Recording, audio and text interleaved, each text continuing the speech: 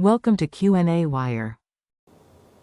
Here we're talking about tradable permits for pollution, and we'd like to know whether or not it really matters in terms of economic efficiency if these permits are distributed or auctioned.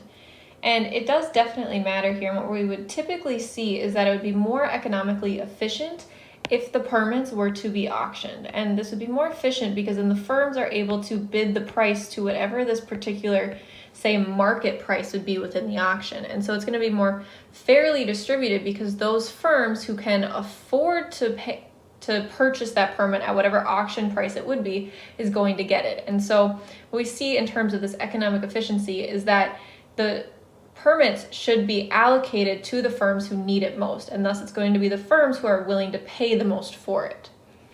Part B here is asking us if these permits were to actually be distributed by the government, does the allocation of these tradable permits matter? Well, yes, it does matter because, like we just said in Part A, the permit should go to those firms who need it most, who want the permits the most.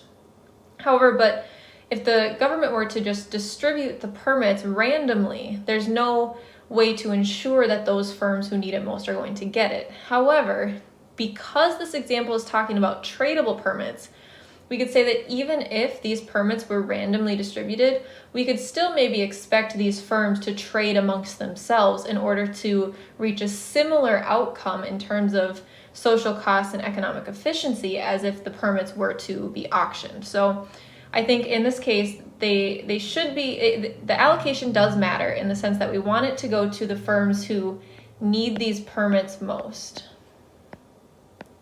However, if it is going to be distributed and these are tradable permits, we may see a similar outcome regardless.